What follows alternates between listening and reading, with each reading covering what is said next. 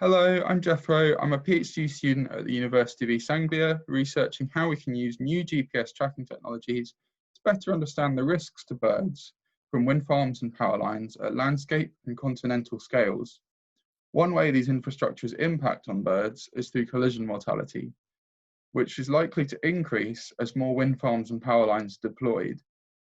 For this chapter of my PhD, I use location and altitude data from 65 GPS bird tracking studies to estimate the proportion of flying fixes at danger height for these infrastructures for each 5-kilometre grid cell within Europe and North Africa.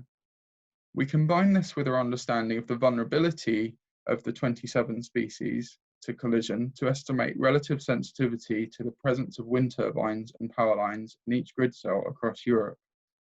I find that 6.6% of grid cells are in high or very high sensitivity regions, which should be avoided for further development where possible.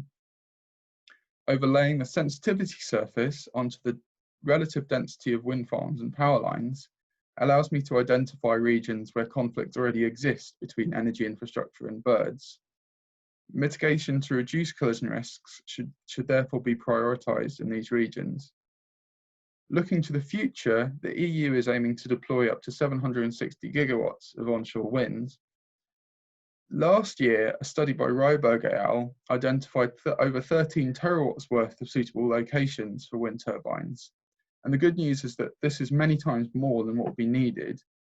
Using our sensitivity surface, we estimate that less than 10% of these possible future locations are in high sensitivity regions, and could therefore be avoided without hampering the transition to a zero carbon electricity network. Thank you for your time.